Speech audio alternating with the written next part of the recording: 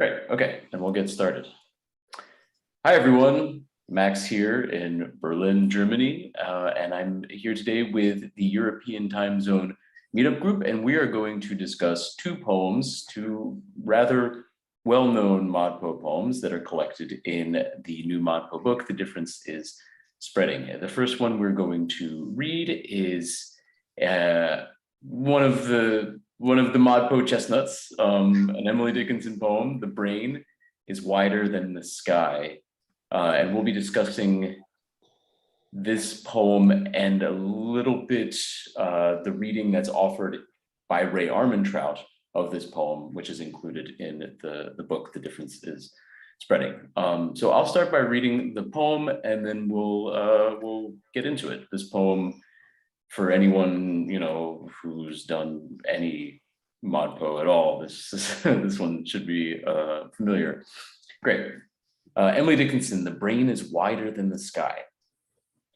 The brain is wider than the sky, for put them side by side, the one the other will contain with ease, and you beside. The brain is deeper than the sea, for hold them blue to blue, the one the other will absorb, as sponges buckets do.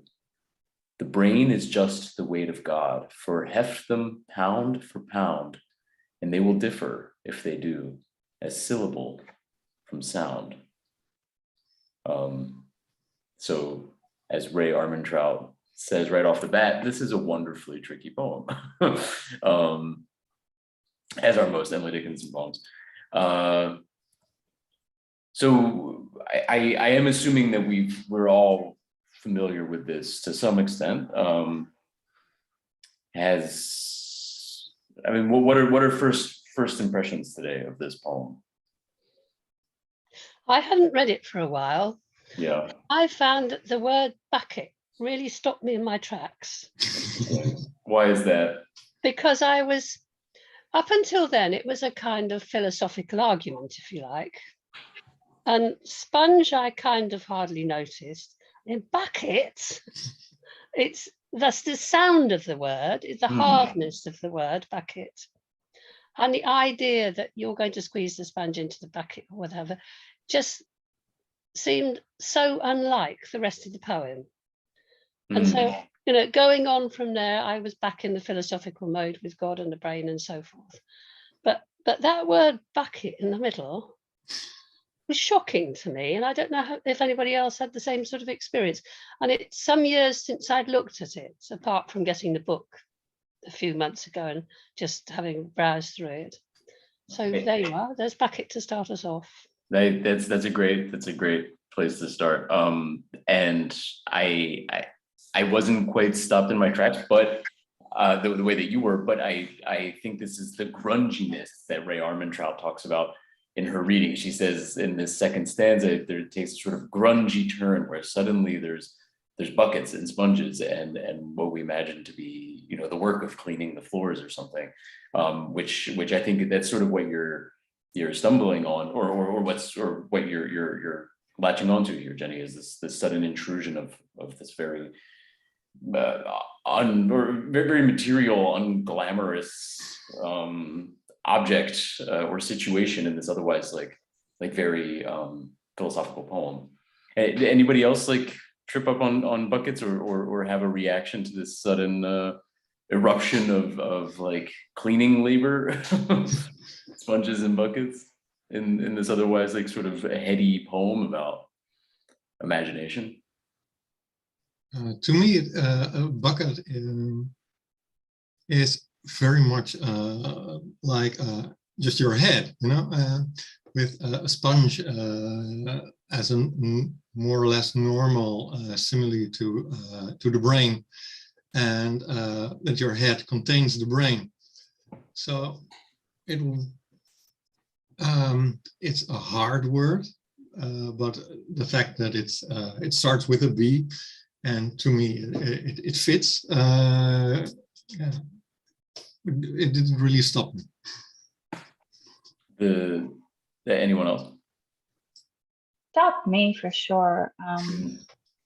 It's also just listening to Jeroen, it's true. It's a hard word, and it's funny because coming right after sponge, so you kind of get this reinforcement of hard to soft. I won't say too much because my internet connection is a little unstable. Be a bit careful today. Yeah, I agree but- with you.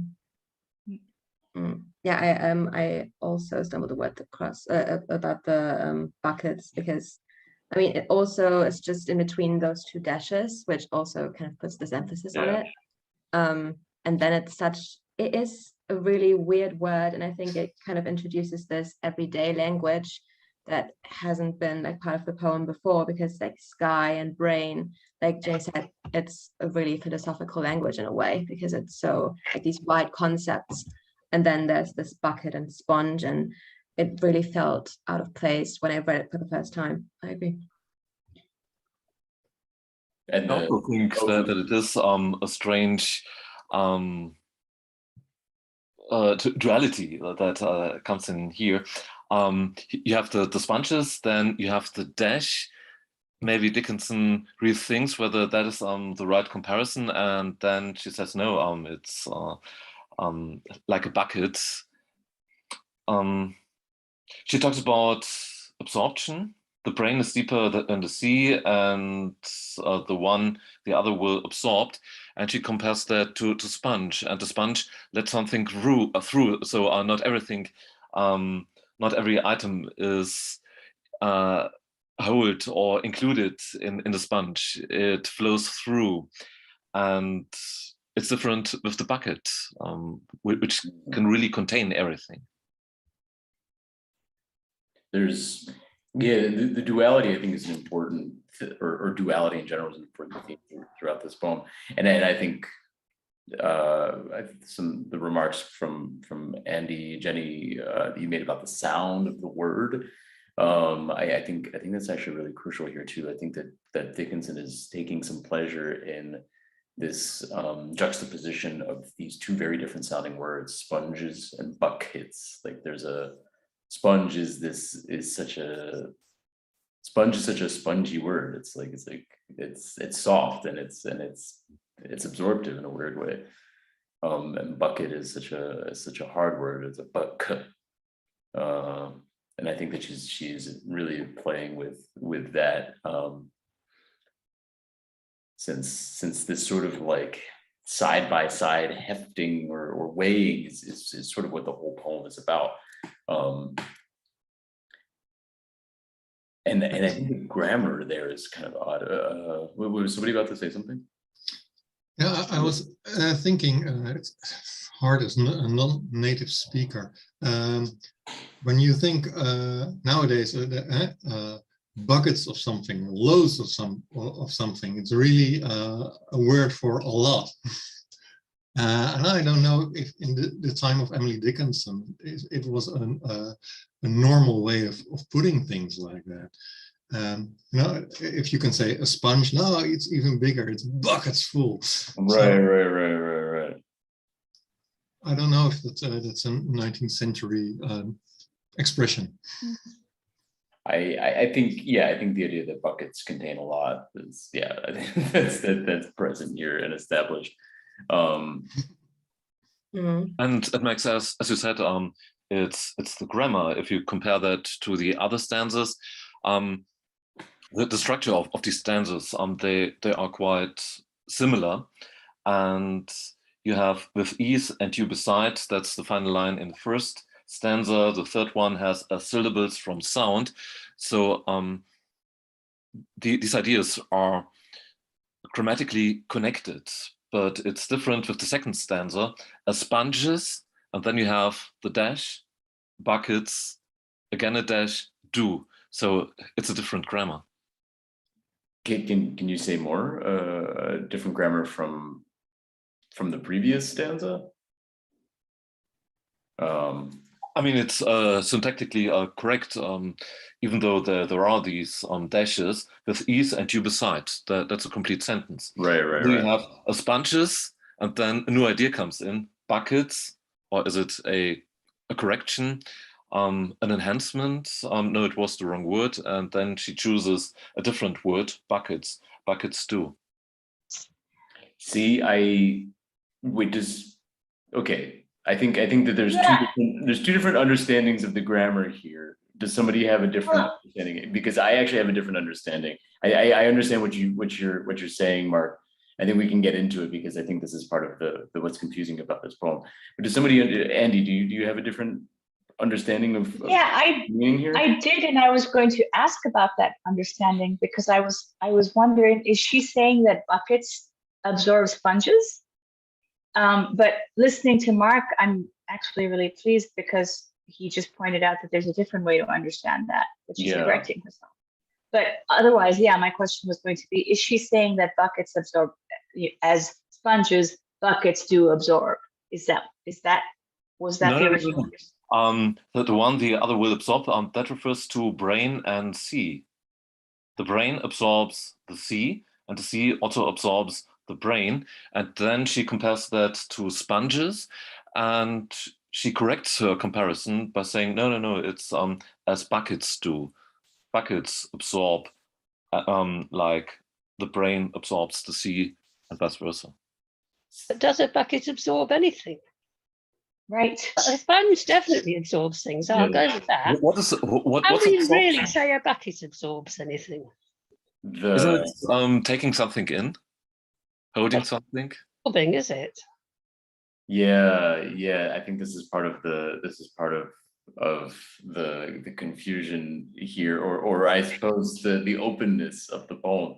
So my understanding is the way that I've always read this, is that it's let me look at the standard real quick. The brain is deeper than the sea. The one the other will absorb. The brain will absorb the sea as sponges absorb buckets. That's the way that, so the sponge is doing the absorbing of the buckets of water. So here, if you follow all of the terms, sponge is brain, bucket is sea. Never thought of that. Oh yeah, really? Never thought of that. So the one the other will absorb. Sponges will absorb buckets, brain will absorb the sea. And this is all of these things, one, that can absorb something else.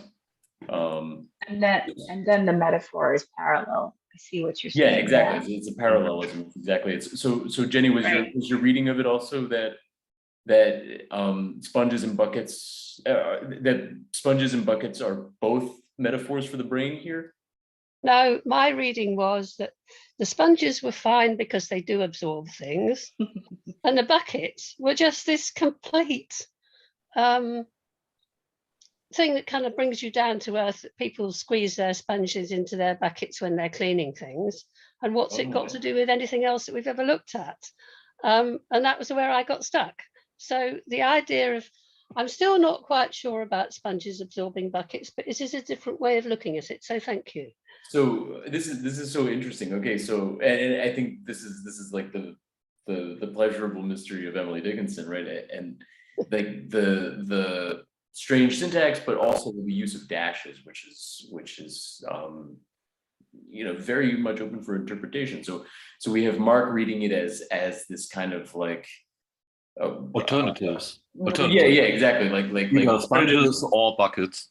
Like a kind of a positive, like she's offering clarifying information. Jenny, you're reading it almost as this sort of flight of fancy, this almost associative. She's like the brain is like a sponge, and sponges go into buckets. These kinds of, it's almost like this sort of associative thing. I think I'm reading it that she's pulling our legs when she gets to the buckets. But all the rest of the poem makes a lot of sense.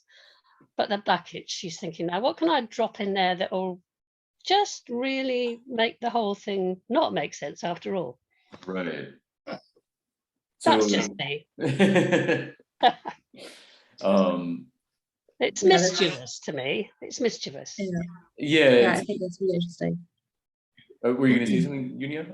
Oh no, I just wanted to say I read it as Mark did actually. I also thought it was like kind of like a correction or something, because I also kind of connected it to the adjective in the first line in each stanza, because it's in this line, it's the brain is deeper than the sea. Mm-hmm. And I thought, well, if it's like a comparison, well, deep and sponges doesn't really fit. So I thought, well, maybe she's rethinking what could she use as another metaphor, and then buckets fits better because it's deep. like a bucket is something that you can like use the word deep with. Mm-hmm. This is such a good group. Oh wow, that's true, I'm- right? Because I'm- then, right, the idea of depth, of course, Yeah. that's where the bucket comes in, because the sponge doesn't have the depth in that way that she's Yeah, a wonderfully tricky poem. right. Indeed. I think I'm really enjoying Max's clarification, because I'm also thinking, because I got stuck like you, Jenny, on the impossibility of this metaphor. How does a sponge, even if she's saying a sponge absorbs a bucket, how does it do that? And then I thought, okay, well, she's pointing out that the way the brain absorbs the sea is also impossible in a way. And then I got to wondering, is she trying to say the sponge absorbs the water in the bucket the same way the brain would absorb the sea? I don't know. that's always been my reading of that. Yeah, that the bucket is the. She means the water in the bucket. Yeah. It's the information or the experience or the totality of the world or the stimuli or whatever it is that the brain is able to take in and contain. Just a sponge is like that, and a bucket is like that, but the sponge is able to absorb everything that's in the bucket. Right.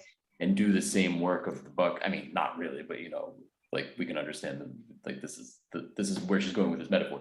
The sponge is able to do the work of the bucket, but in a very different and more compact form. In terms of carrying water, transporting water, or holding water.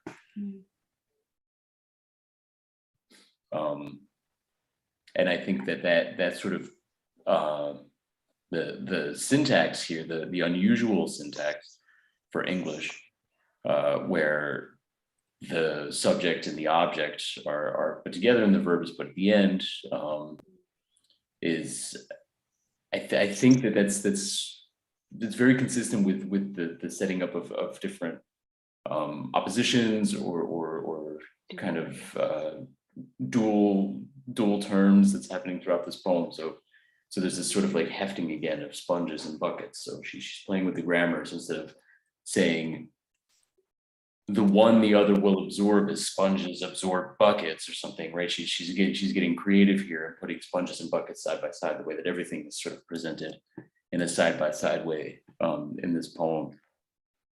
Pound for pound, syllable sound.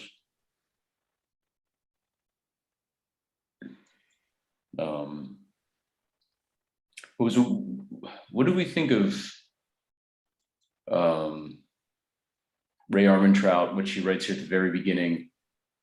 This is a wonderfully tricky poem. It consists of 3 assertions. The first is completely unproblematic, at least for people living within the Enlightenment humanist tradition.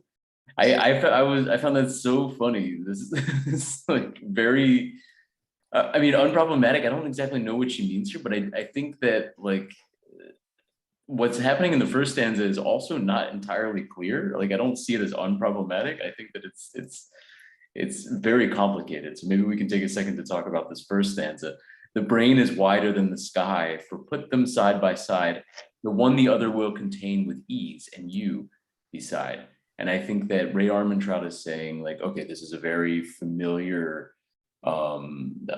image of the power of the mind and the imagination to contain, the vastness of the world, right? But I don't know that it's unproblematic or that it's self-evident. I think it's actually quite tricky. Yeah, I agree with you. I am also, when I read that she found this unproblematic, I also had to smile because I think it is unproblematic in comparison to the other stanzas, because I think it really is like the easiest to understand, maybe because it's like the most familiar image that she uses in this poem. But generally, it's so typical of Emily Dickinson to kind of use the words that you least expect, even with images that you kind of maybe are used to already, with like the brain instead of the mind, which Ray Armantrout also said in the essay that it's really unusual to use like the word brain instead of saying the mind, and also like is wider than the sky, which was something that I really kind of put my focus on when reading the poem, like the adjectives that I used, because I think the wider and then the deeper, it's just really interesting that she uses wide instead of high. To me, when I first read the poem and I first read the line, what would have come most naturally to me would have been the brain as like maybe as high as the sky or maybe higher. Because I think if you compare two things and you use the word sky, I think mostly it's about height and like something is really sky high.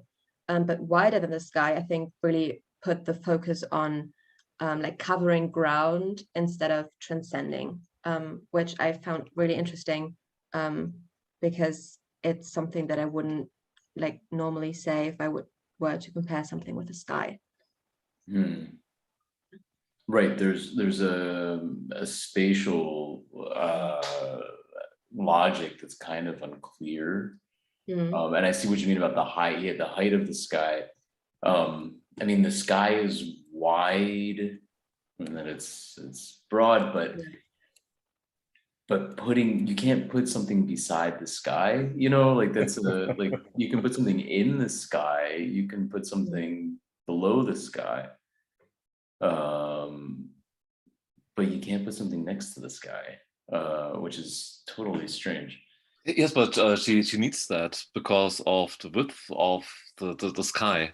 Right. If it's only the height, then you can put anybody next to it. And if you have that wide sky, it is already the brain that has to imagine something that goes beyond what can be seen and realized. To me, wider, that's an inner rhyme or rhyme on side and beside. So probably she used that also for pathological reasons.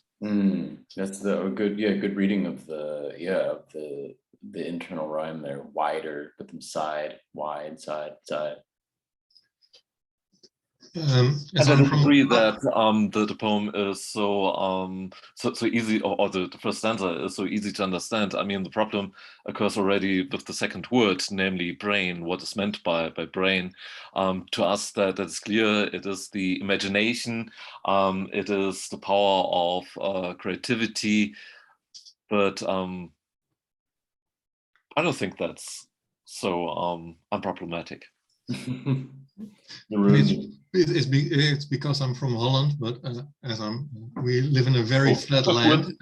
To us, to me, the sky is something that is wide because it's really from horizon to horizon.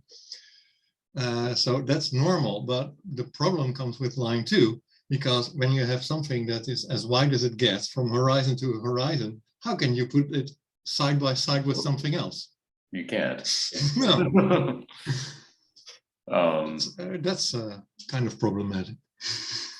Isn't also sky a strange word for Emily Dickinson? I mean, she used the correct expression. In other poems, she talks about heaven. She refers to the sky, and here you have what it really is, namely the sky.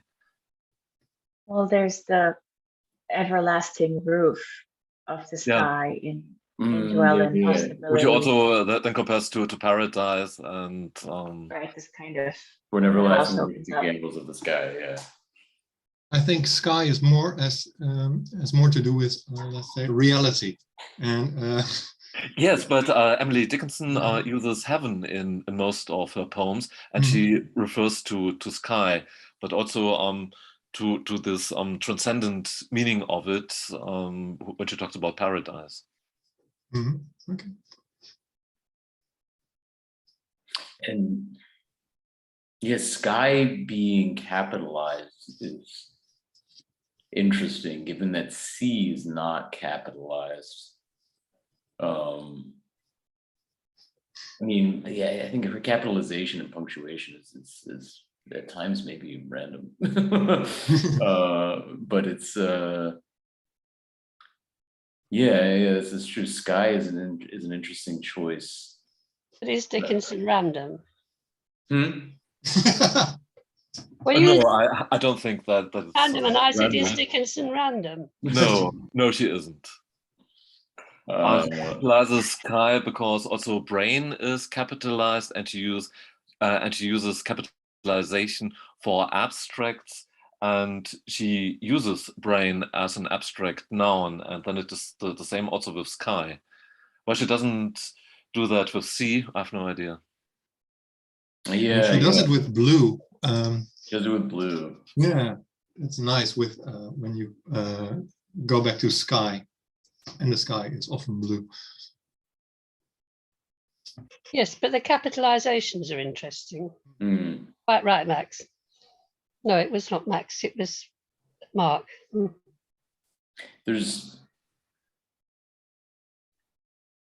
so Armin Trout's her reading here, which is pretty familiar and accurate one, is that the poem is a kind of like escalation, right? It's the brain is wider than the sky, then it's deeper than the sea, then it's the weight of God, right? So it's this, like, each stanza is kind of upping the ante on the previous one in terms of this like bold vision of the power of the imagination. But then it kind of, like, as Armin Trout rightly points out, it sort of narrows back down at the very end. What do you all make of this gradual progression to the last stanza, where we suddenly have the brain being as heavy as God, but then that being compared to syllables and sounds, like this very big, massive comparison of the mind and God, and then this microscopic zooming in on the building blocks of language and meaning, the syllable. Max, it's not a comparison. You have the brain is wider than the sky, that's a comparison. The brain is deeper, also a comparison. And then the final stanza, the brain is just the way it's equal. Right. It's equal. So no comparison. That's true. And yet there's that if they do. I'm stuck on, just like Jenny with the bucket. I was really stuck on if they do, and they will differ if they do. And it's like the whole, she's sort of like looking back at that stanza and second guessing it. I'm just really interested in how she stops there and says, if they do. And as Armin Trout says, syllables and sounds are in fact very different things. Right. And so it's, the poem is kind of inviting this, or almost like leading us to imagine syllables and sounds being the same, right? Because it's, she's saying, as you just said, Mark, this is a comparison now of equals, right? Like so we're supposed to understand that, like, the brain and God are the same mass. It's a microscopic difference. But in fact, the difference between syllables and sounds is great, because they're two extremely different things. The syllable is semantic, and as Armin Trout says, like, all syllables are sounds, but not all sounds are syllables. Using a very, like, classic, like, formal logic approach to thinking about this comparison. That's true, yeah. So in fact, but they have a similar sound, the alliteration, syllable and sound. Sure. And she stresses the sound by the final word, sound. Yeah, I also think it's really interesting that it's not clear which one is which, like, which is the brain the syllable, or is God the syllable? Like, what is the metaphor of which word in the first line? Is the brain the syllable and God is the sound, or is it the other way around? Because I think even if we were to make sense of, like, is a syllable, like, what is the difference and what is to us maybe more important, even if we could make that distinction for ourselves, it wouldn't really be clear if the brain is the syllable or if it's the sound. I think she questions the differences, if they do. She isn't sure whether they are different, and they will differ a syllable from sound. If they do, she doubts that. And she also starts by saying the brain is like the weight of God. And by saying the brain is just the weight of God, she's throwing the whole existence of God into question. Of course. It's really about, is it leading up to this point where does God exist at all? So she's got this question at the end, and they will differ if they do. But the question that rises from that to me is there a God, or is God the concept of the brain, if you like? Right. Oh, that was what I was also struggling about some seconds ago. I think no. The brain is just the weight. She doesn't say the brain equals God. The brain equals the weight of God. It's just right, but does God have weight? That's a right, because how much does a brain weigh? Like a kilogram, right? Like Right, yes. and it's yeah, I mean it's interesting here. It's just the so okay, so Jenny, God you're offering has weight. Jenny, in you're the offering the Christian reading understanding, we are the image of God, so God must be like us. So okay, so Mark, you're understanding just the weight as in like the brain is only you're understanding just as this like the brain is but the weight of God. The brain is only like God has a weight, and it's like that's what the brain is. The weight, yes. Mm-hmm. Right. And Jenny, I think and the question is, what actually is weight? As you said before, can it be measured in kilograms, or what is it? Or is it also an abstract noun, not capitalized? Maybe it's more the importance, and it has the importance, the weight, more than the kilograms. But I do think it's interesting to think, and so if you take it very literally, and you think that the brain weighing, being this like lump of mass that's actually not that big, weighing about a kilo, like that's the weight of God, the huge thing, God is actually really just like this 1 kilogram thing, and that supports your reading, Jenny, that God is being presented here as a construct of the mind, that the mind. The brain is just this like lump of tissue, but it has this like incredible like imaginative power, and the limits of that power, that's what God is, right? It's like that's or the limits, or just the limitlessness of that power, I suppose, is what God is. I think she's asking us that question and very carefully not coming down on either side herself. Right, I think she is. I think that first line is raising that question for us. And Mark's saying that the question is the weight. I'm saying the question is the difference between God and the brain. Right. What is the difference between God and the brain? Right. What's the difference between God and the brain? That they might weigh the same, but weight isn't necessarily in a poem. We're not necessarily restricted to the words in the poem. We're our imaginations are set loose by the way the words are put together. Well, we have Stanley joining. I guess Stanley's tuning in a little later here. Sorry, Jenny, I didn't. I just saw him popping up here. Well, we'll give him a second to come in, and he'll be here for the second. Paul, when we get around to it. But I think you're right, Jenny, that she's being cautious she's being very enlightenment about it, which is again what Ray Armantrout offers in her reading, that this is, you know, she's not out and out saying that God is it's just this like human concept, but she's trying to really humanize God and have this very humanistic idea about theology. She's planting it. Right. And I think hi Stanley, can you hear us? Stanley. Yeah, I can hear you.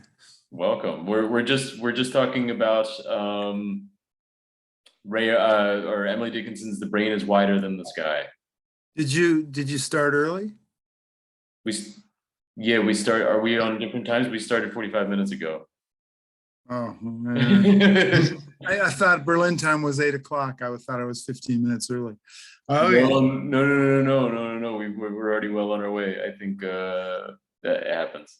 My mistake. I was out shoveling rocks with Risha. You know. I missed the whole thing one week for the same reason. But I had it down as 8 o'clock Mountain Time. 7 o'clock Mountain Time. All right. 3 o'clock Central European summertime. Okay. So anyway, if you're 45 minutes in, sorry I'm late, guys. No worries. Everybody, I'm just looking at everybody's faces. Everybody's smiling. You're still talking about Emily Dickinson. We're deep in this reading here of "The Brain is Wider Than the Sky," and now we're talking about the very last stanza, and I do want us to zoom in on the last 2 lines, since I think this is the big provocation. Like the brain and God, when you heft them pound for pound, will differ if they do as syllable from sound. This is the huge provocation of this poem ultimately, that it's not just this idea that God is a sort of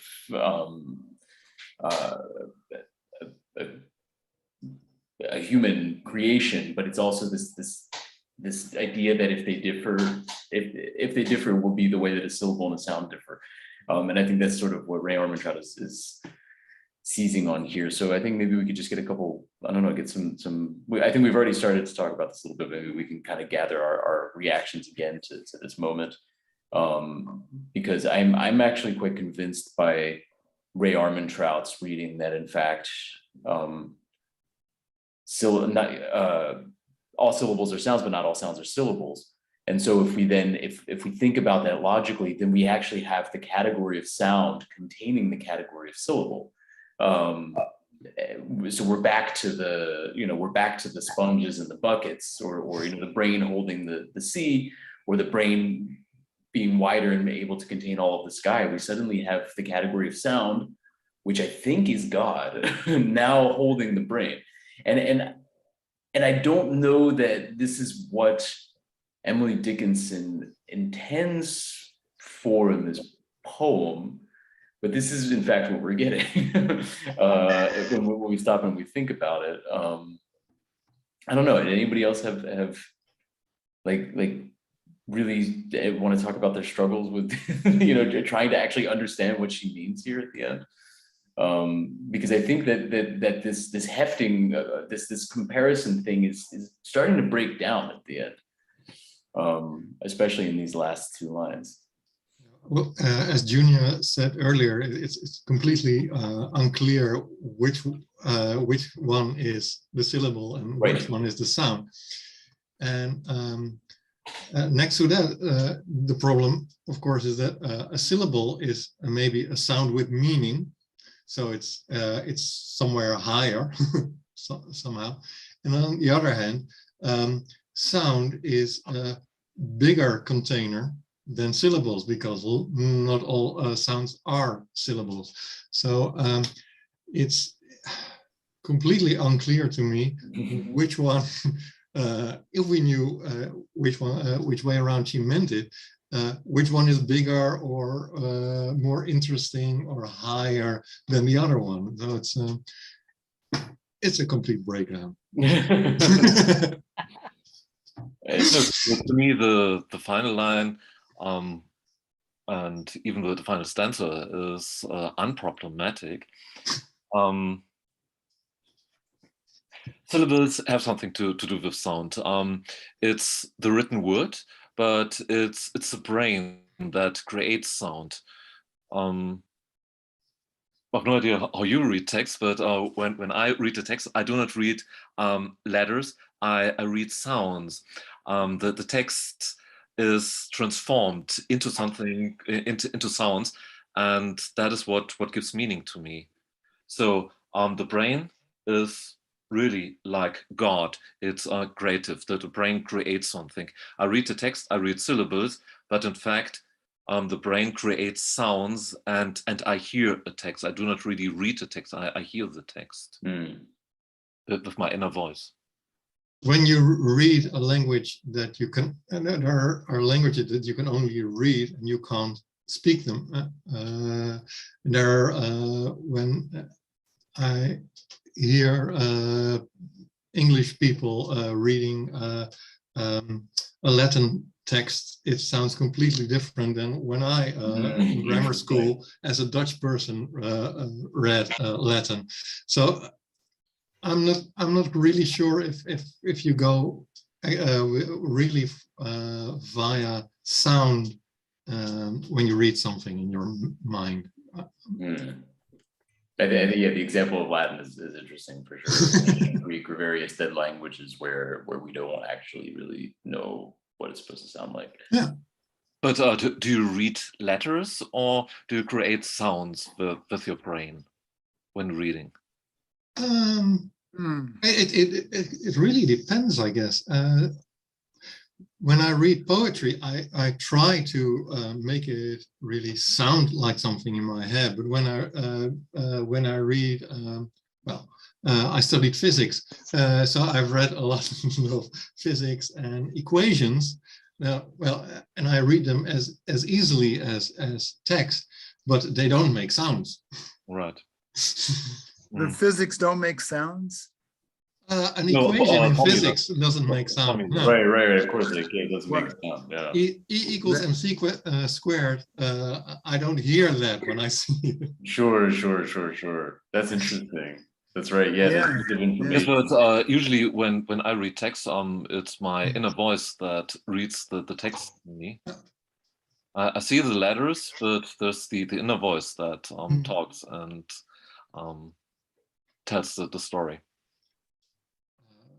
Surely, when it's let's say art, poetry, and novels, I try to really hear them. And in those cases, I completely agree. Yeah. And so you actually put the novel on stage. I mean, you act it out. Right. So it can be very strange when you see a movie and they all sound wrong. And Andy, you've posted a good point here in the chat. Words make images before sounds. That's kind of interesting. That this sort of like this evocative quality that precedes the sound. I think that's totally true. I think that. Wait, so this conversation is sort of calling into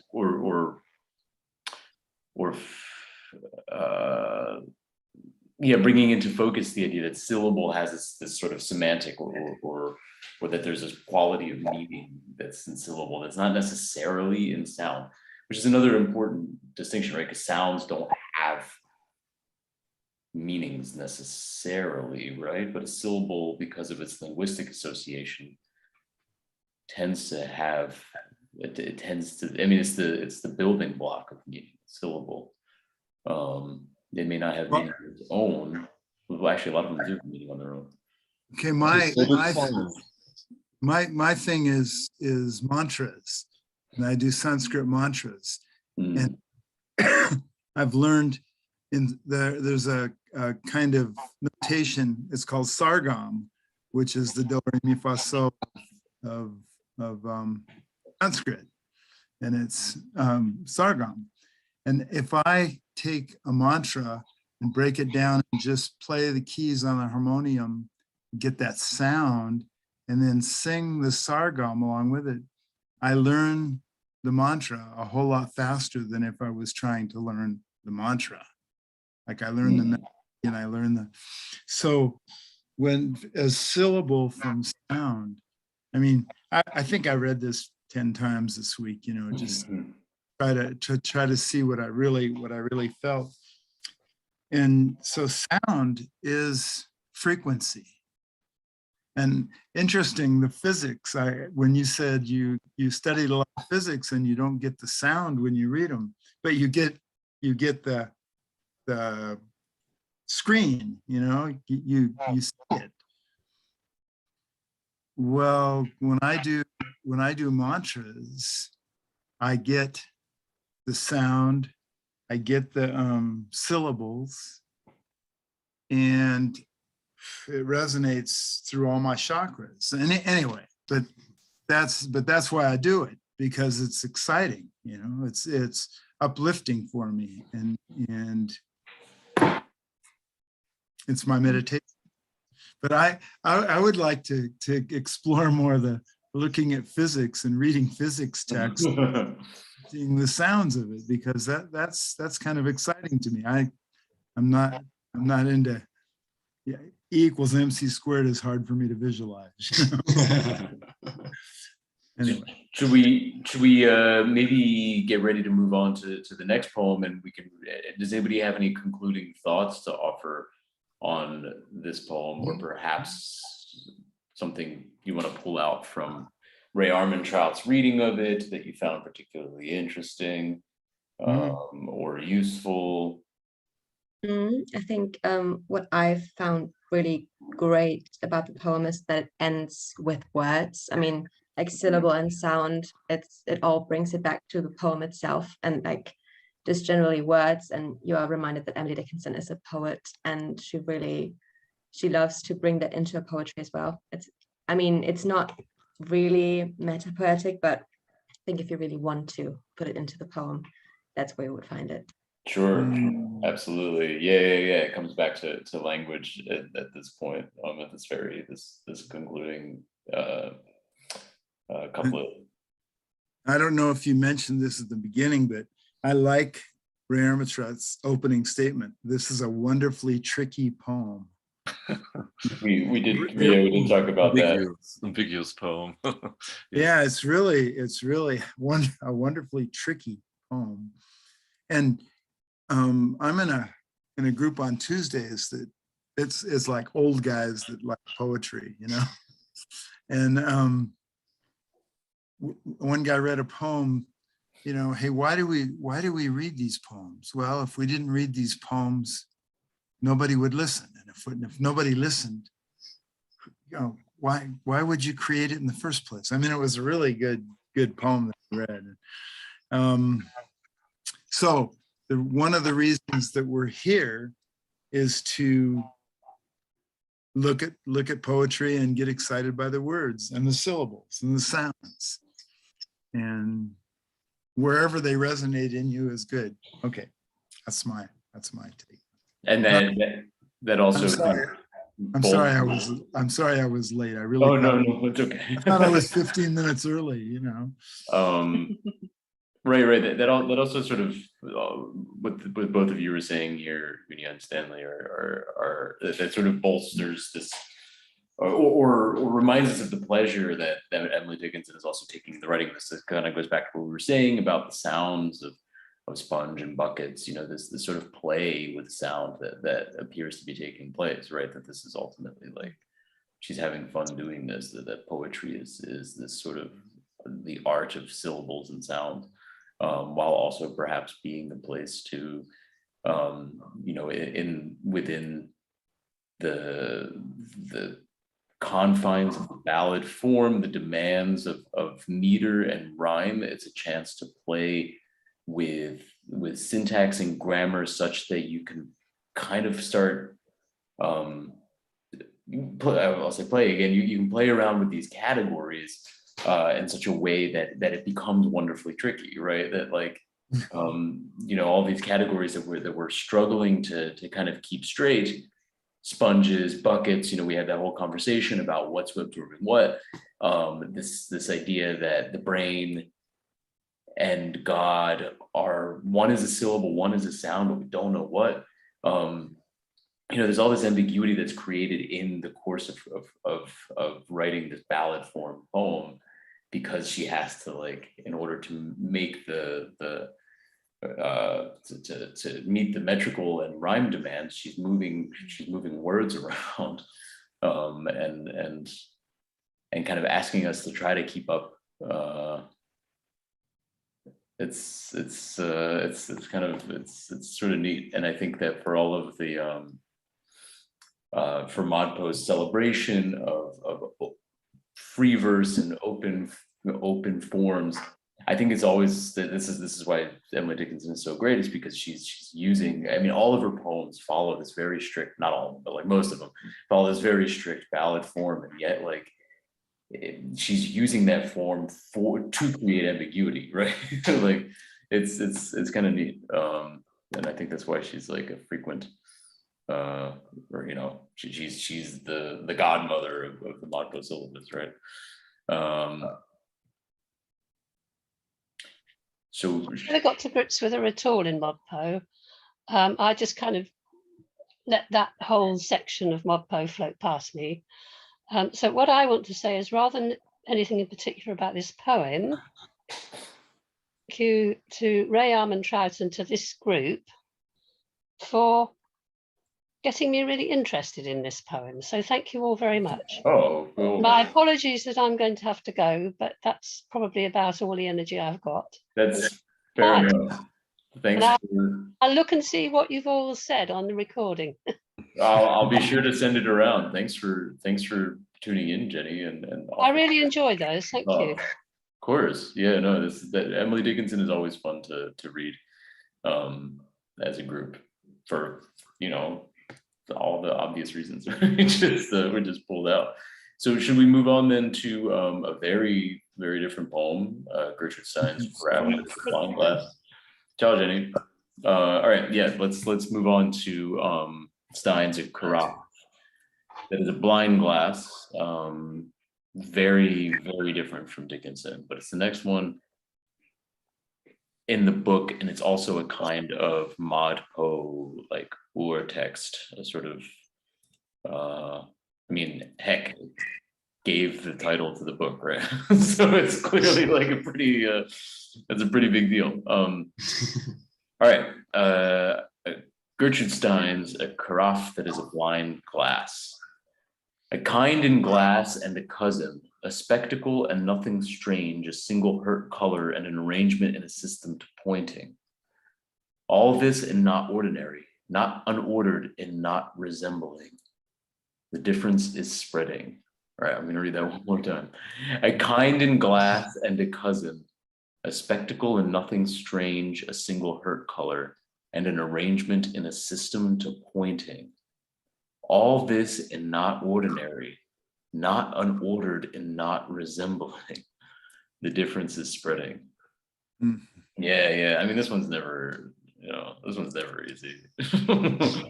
And I think that ModPo, in ModPo, like in the syllabus, we've sort of offered the definitive reading of this poem. But as Ron Silliman suggests in this quick gloss of the poem, like this poem is sort of it's resisting it's resisting a definitive reading. It's resisting reading to some extent, which is what makes it so compelling, and also, as Silliman offers in his kind of historical contextualizing of this poem, it's what makes it so different from other modernist poems, especially the high modernist or poems or other high modernist literature of Pound and Joyce. Stein is doing something that's actually quite different from what they're doing and demands a different kind of reading. But what was everybody's first reactions or thoughts this time around on this chestnut? Well, when I think when I read them side by side, both poems that we just trying to discuss, well, with the Dickinson poem, when I read it for the first time, I think that's one where I just didn't really need that much help to understand it at first, because I think, I mean, it has meaning, and it's, I mean, you really have to do the work to get the meaning, but I mean, I can see it on the horizon, whereas when I read this one, I really needed the essay to kind of get a grasp at what she's trying to say at all, because I didn't understand a thing before I read the essay. And so I kind of really had to do the work with this one even more than with Dickinson's. Sure, it demands, it demands work. Which is why I think ModPo, it's so celebrated in ModPo. Anybody else? Yeah, so it's about our first reaction when we read the poem. My reaction was, oh my God, what's that? Difficult to understand. I had problems really understanding what the poem is about, but I also thought, what a wonderful audacity. The sounds of the words, they are so great. For example, those nods, and then it's also included in unordered, where you also have the no in it, the many negations that are going on and that she uses. That's interesting, the no in unordered, not unordered. So ordered, all this and not ordered. Also these rhymes, resembling, spreading, pointing. I mean, okay, ing forms, they rhyme. Mhm. But then there's also nothing. And then you actually have also the content of it. It's a problem of pointing, of connecting. Yeah, the Pointing, rhyming on nothing. Mhm. Oh, Mary's joining us. Hold on, sorry, I just got a notification. It's well, she'll tune in a second. I think the right, so the basic concept of Tender Buttons and of this poem is that she's describing an object, right? Like, so we're supposed to understand that she's describing a carafe here, and like with all the tender buttons, it's an exercise in description that is like not referential. Like, it's not like in describing this carafe, she's like, oh, it has curves and is a container, you know, like she's not using the obvious referential language. She's instead like coming up with an entirely new vocabulary for description, and in the process, it's also a it becomes a kind of meta theorizing of language itself. Hi, Mary, can you hear us? We got here at least a little bit. Okay, go. Great. No, we're just talking about a carafe that is a blind glass, the Gertrude Stein poem. We wrapped up with the Emily Dickinson poem a few minutes ago.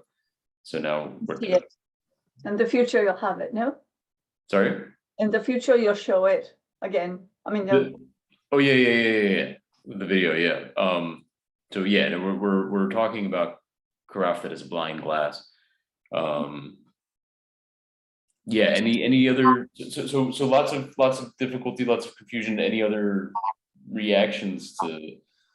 Well, I kind of really got stuck on the first sentence, you know. I mean, the first statement, a kind to glass and a cousin. Now, what the heck does that mean? A kind to glass and a cousin. Kind in glass and a cousin. A cousin of what? A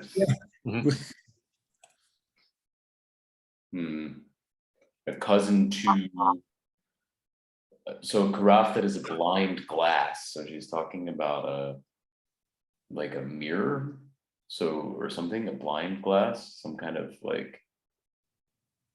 I actually don't know what she means.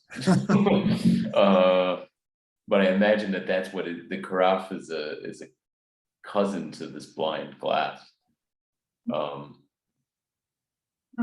A spectacle and nothing strange, a single hurt color and an arrangement and a system to pointing, a kind and glass and a cousin.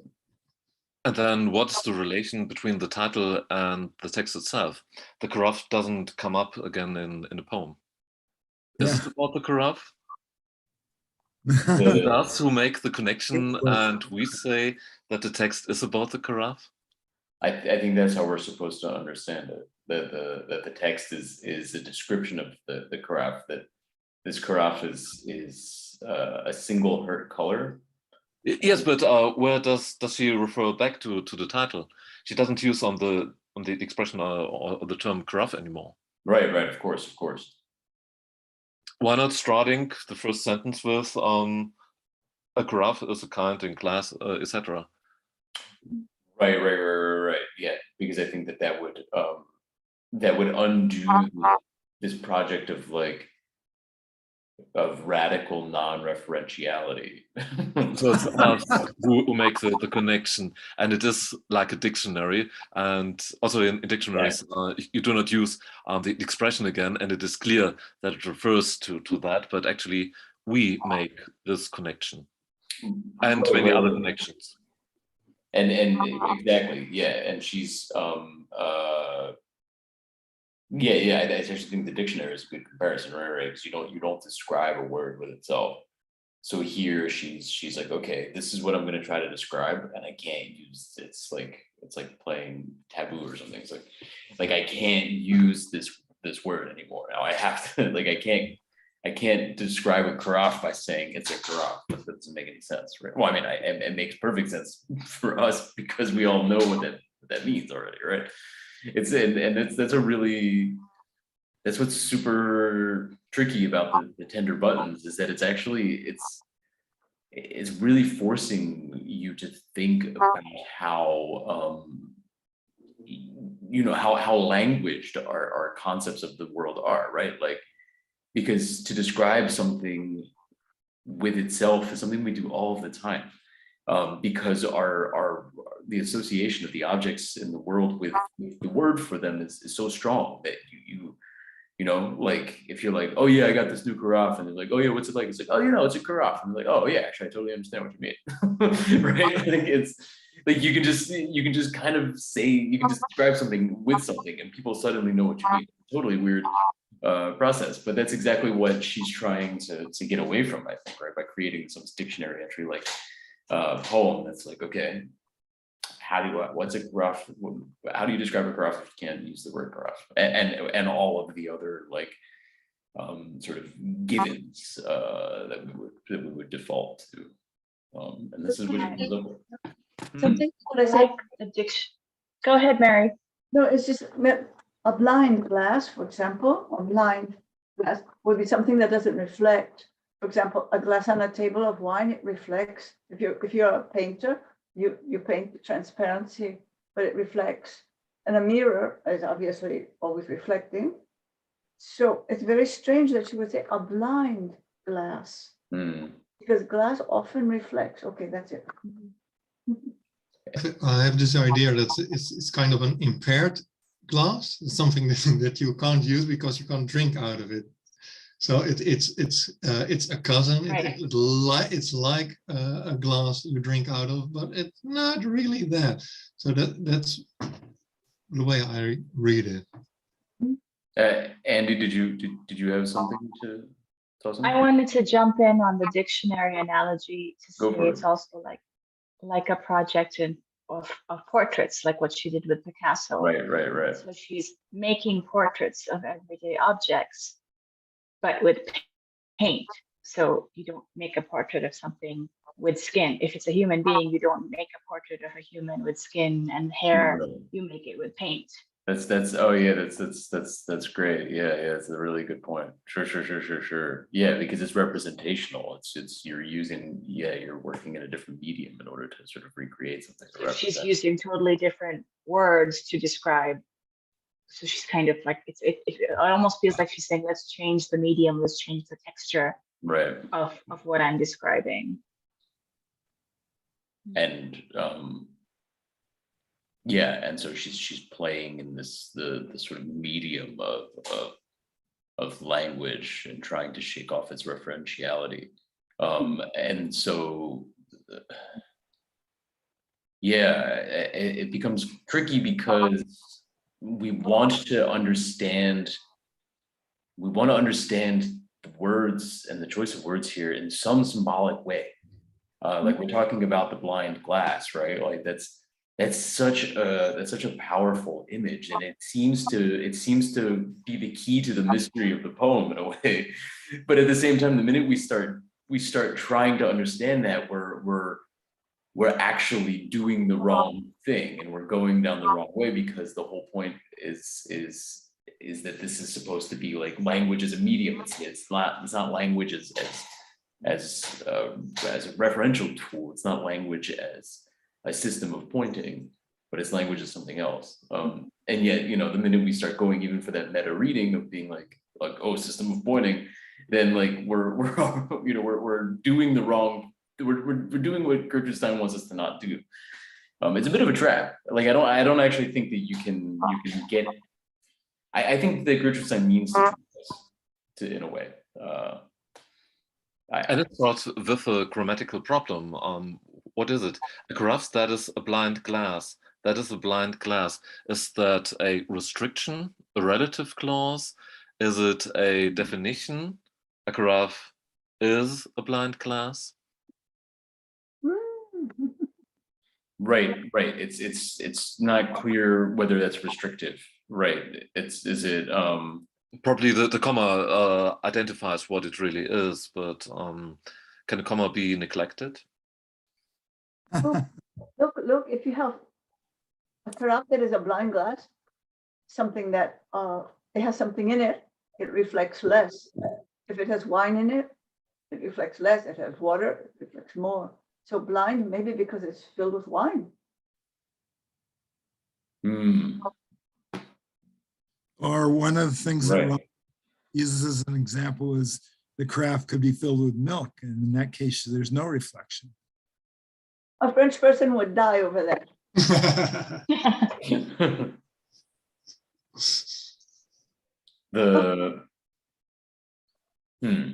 Yeah, but I think that this title that Mark that you've called our attention to again is in fact like, yeah, is it a carafe, which is to say blind glass, or is it this carafe, this one happens to be a blind glass? Or yeah, I don't know. But then there's a famous artist who blows glass, Gertrude, from Seattle, Washington, and he makes plenty of carafe with blind glass because he colors the glass. See through it and nor does it reflect. But I guess even like a transparent, yeah, I guess, yeah. So blind. He puts color, like enamel color, not just pigment in it. Right. And you can't see through it, and it doesn't reflect. Because the blindness of glass can refer to its opacity or to its failure to reflect, right? So like a mirror that's gone blind is one that's no longer reflective.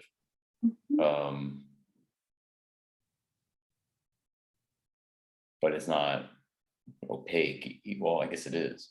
I don't actually know. An arrangement in a system to pointing. So this is like the meta moment that we're, I think that we will all very readily seize on in ModPo, and that Silliman seizes on again here, because it's like it's unavoidable. I mean, an arrangement in a system to pointing, like this seems to be, kind of like blind glass. This seems to be like a sort of key moment here in terms of understanding what's going on, and that is, you know, the system to pointing is exactly this sort of referential thing is exactly what seems to be in contention in this poem, or at least in Stein's approach to language. I don't know. Did anybody like understand the system to pointing perhaps in a less, or I mean, what does it even mean? Like, can somebody describe it? But go back to System to pointing, or what are you referring to, Max? yeah. System to pointing. Mary, were you? No, but heart color. I got stuck on heart. Heart color, yeah. Because an arrangement and a system of pointing would be any language. Dog points to dog. But heart color, what does it point to? A single heart color and an arrangement in a system to pointing. But what is, so yeah, I'm wondering, I guess we can do that whole sentence there, a heart color and arrangement in a system to pointing. Like, what are these describing with the Carafe? Like, we have the like higher order reading, but like if we understand this as being a description of an object, then what is she describing here? System to pointing is certainly a system of references, having references, referring to something, making connections. That is what she probably has in mind. Yeah, but what is that like if it just in terms of what she's describing though, like what does a Carafe have to do with references in language and stuff? Like if she's like, okay, I'm going to describe this Carafe and it kind of looks like an arrangement in a system to pointing, what does she mean by that? Like, is she talking about the shape? Is she talking about some quality of the object of a Carafe? Like, is she talking about, like the heart color seems to be directly referring to the Carafe. What a heart color is, I don't know. And I think it's maybe it's the reminds me of the color of a bruise, which is a kind of a red wine. yeah, that's actually, I think that's a good way to go with it. Yeah. Perhaps it's actually not all that mysterious. Perhaps when she says heart color, she means like the color of blood or a bruise, and she means red wine. Good. But the arrangement in a system to pointing, I mean, so I kind of think of like the shape of the Carafe, or perhaps like the spout or something like that. There's this kind of like, it kind of comes to a point at one point in order for you to be able to like right. Okay. wine, right? Like but it's not a point. It's an arrangement in the system to pointing. It's sort of approaching a kind of point, a sort of vanishing point without ever actually becoming a point. And perhaps she's describing there the shape. So and it has to be open so that something can be poured out. Right, exactly. So we've already covered the bases here. Like there's the material of it, glass, right? A spectacle and nothing strange. Man, I don't know what that means. Single heart color, we started to go with we're talking about perhaps the color of the wine, and now an arrangement to a system of pointing. Now we're getting the shape of the thing. Going to your arrangement, she hung around, or rather they hung around her, plenty of artists, and they're always arranging. That's true. Yeah. Right. And I think that this is why the sort of meta reading, especially of this line, it seems so unavoidable, right? Because arrangement, system, she seems to be referring to, there's plenty of like other creative practices that seem to be kind of bubbling up here. You mean like a still life? Yeah, that's exactly what I wanted to say. Yeah. Part of a still life. Yeah, it's exactly like a still life, for sure. It's a Carafe on a table or something. And you can actually start to imagine it. I also see it like, and to her it is a spectacle, something special, an event that she observes.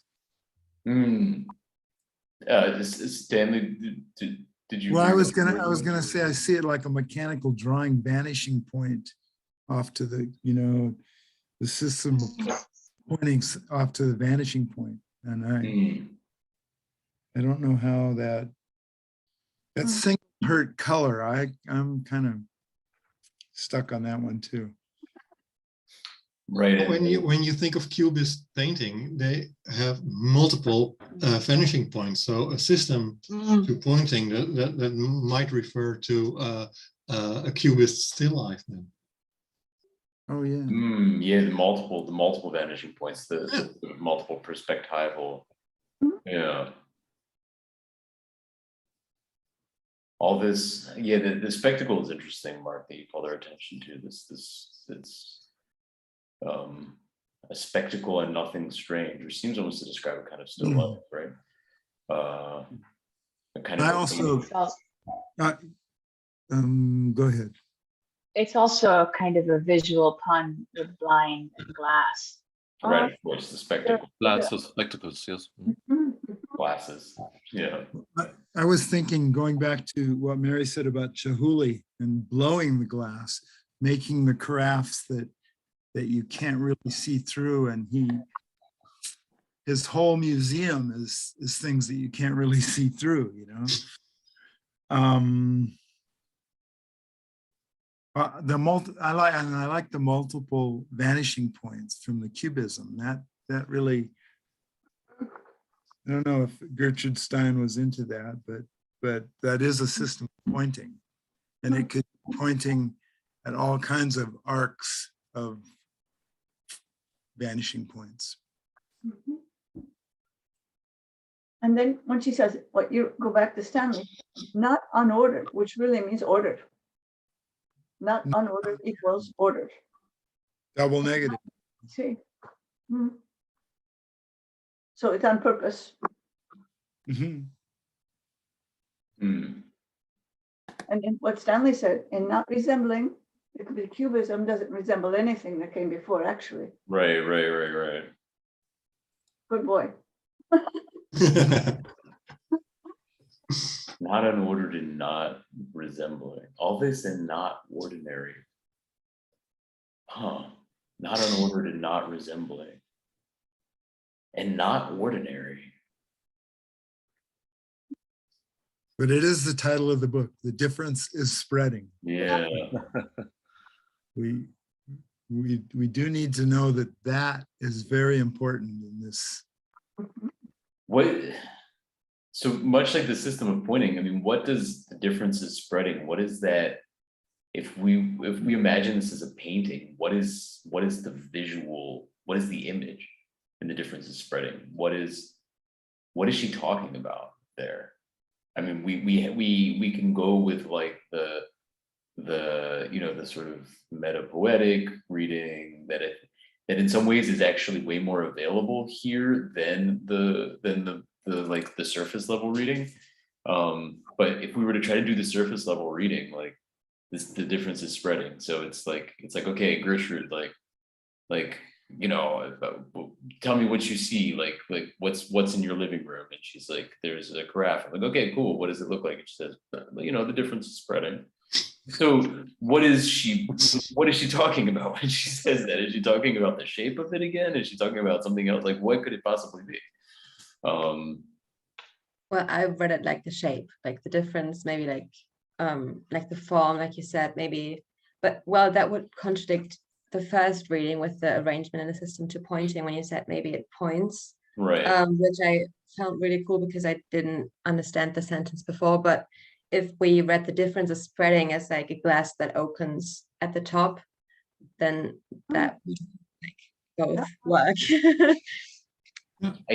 I think that actually does fit with the system, the pointing system, because there's a, perhaps it's a shape like that, like it's sort of, it starts to come towards a sort of asymptote, and then it opens back up again, and yeah, with a little beak on one side. Yeah. as the top of, right, exactly, yeah, with a little spout, yeah. Yeah. I can kind of see that as the top of the carafe is sort of spreading. And what is the difference that is spreading? See, I think in a really surface level way, she's not saying that the difference, the capital D difference, is a thing that is spreading. I think she's saying that, like, oh, the difference between this object and other objects is the spreading. So she's saying, like, this is like, oh, there's a whole, there's a carafe here, and next to it's like a glass, and next to it is like, I don't know, a bottle of wine or something. And she's like, oh yeah, it's not unordinary, but it's still kind of cool. It's a little bit different. And what's different from what's really setting it apart is that it spreads. It's just spreading at the top. That's what, she's almost having this like really like kind of like trippy encounter with like everyday objects, where she's like, if you were just to really stare at something to the point that it became completely defamiliarized, you'd be like, oh wow, it's kind of cool that the thing spreads out at the top. That's sort of what makes it different from everything else. And it's true, because nothing else is, you don't really have that many objects that do that, right? Like maybe a vase or something, but but it's like, oh, this is what makes this object. That's what the difference is the spreading. It's not unordinary. Could you repeat that? Oh, this is, in a way that she's saying that this is what makes the carafe or the vase or whatever, this is what makes this object unique, is this sort of spreading out thing that it does at the top. And it might be as simple as that. That's what she's trying to communicate, is like this, having like thought really hard, sitting in her apartment and like communed with the carafe. She's come back with this crazy, like, this realization that, like, oh yeah, this object is actually, like, it's super ordinary, but it's really cool because it does its own thing that no other object does. And it kind of loops back to why she was trying at the beginning to say a kind of glass, a cousin. And so she's trying to, so at the end, you kind of see that she's saying, this is how it's a cousin, this is how it's a kind. Right. Because it's spreading. It's a cousin. It has its own character while being similar to its cousin objects. Of course, when you, as we just spoke about this as a kind of a cubist painting, then you could see the difference between reality and the paintings they made is getting bigger, because we really, at that 1914, the difference between realism and the cubists started growing. Right. So that's the sort of like the kind of like ars poetica or sort of like programmatic reading. Yeah. That she's saying, she's saying something about like regimes of representation here. Yeah. We're done with going with the exact thing because you can look at it yourself.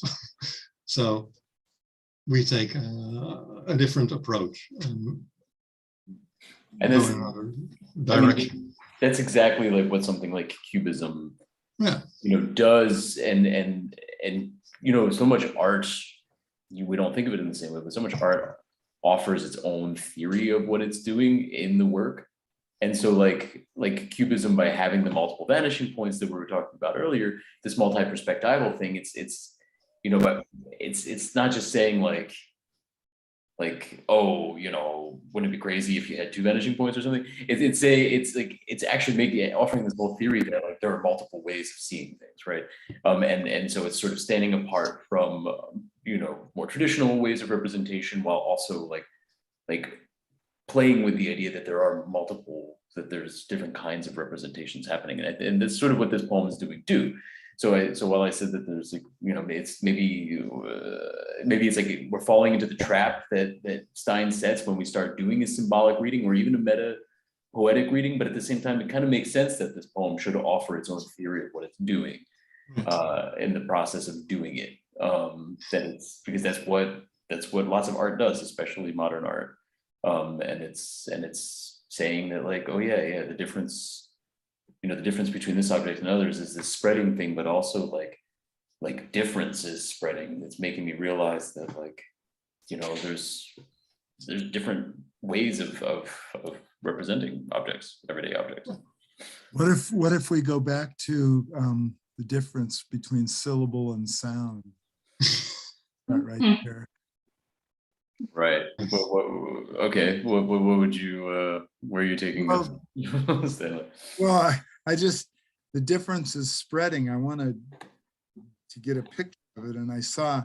Oh, I just went back to the difference of syllable and sound, and that is spreading in my mind, because the frequency itself is not the syllables. The frequency is the sound to me. So, but and the difference of those, the further away I get from my head, the more the spreading takes place. Anyway. Maybe we have to change perspectives. What do you see when you look down on a carafe? Doesn't it look like a circle? Like an O? Or you look, I look at the poem. What I think is so amazing about the carafe is the audacity and the many O's that she has in there. Maybe these O's represent carafes. What do you think? Oh yeah, it's leather that looks like a circle. Yeah. And when you look down on a carafe, you have also the circle. Multiple circles, because you'd be looking like this. Like, boop, boop, boop, boop. Yeah, because you would see the top and and it would get down to the. Good idea. And here you have these different O's with different pronunciations. Cousin, there you pronounce the O more like an A. Not ordinary. Pointing.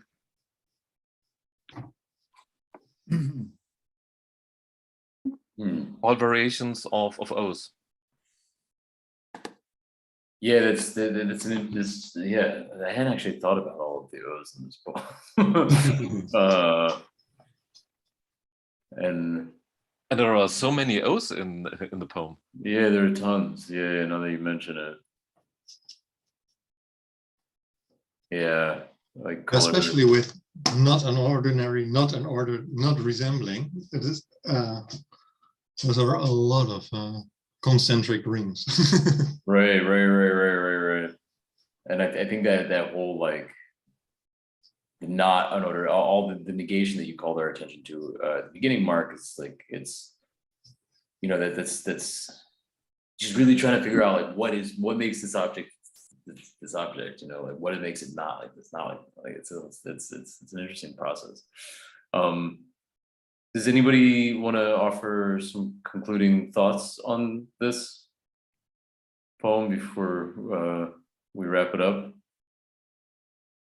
The first time I read it, I thought the difference is spreading was another way of saying that my brain or mind, how we want to say today, was exploding. It was so difficult. It's and that actually ties nicely back to the Emily Dickinson poem. right, that there's this vast, like this like really heady vastness, right, that we're encountering here. Try to wrap your head around a poem like this. Right. Yeah, same for me. And I think it's good that we kind of stayed very much like on the first level of this poem, like trying to really find the imagery that she was trying to express, like really looking for the carafe in the poem instead of jumping to the like more meta-poetic thing and the like analysis of like the differences spreading, that we can say like the meaning like the meaning and words, that the difference between them is spreading. I think because that was the kind of interpretation that I jumped to, because it felt very familiar when reading the poem, because that was kind of the thing I understood first. But I think it's good that we kind of try to stay in the picture that she's trying to paint in a way.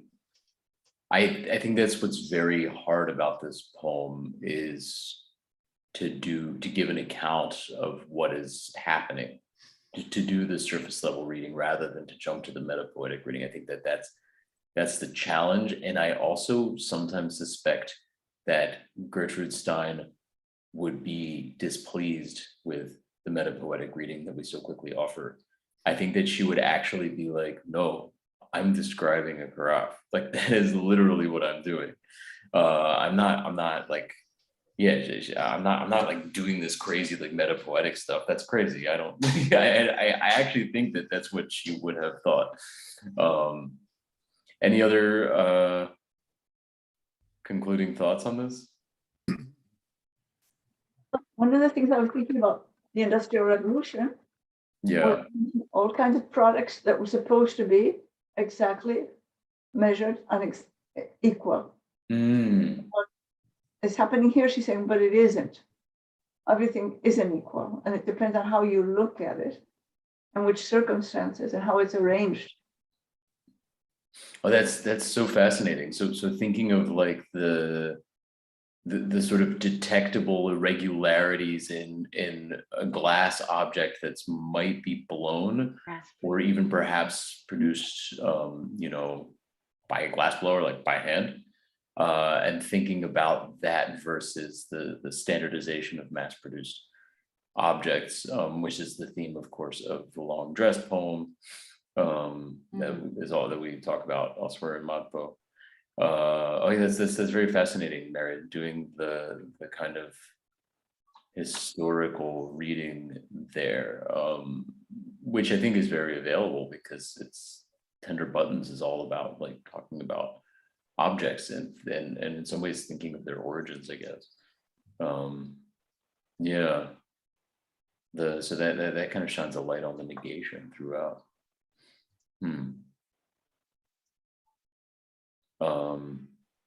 Any other final word on this? Well, thanks everyone. This was fun as always. I'm gonna stop the video. How do I do that? Oh yeah.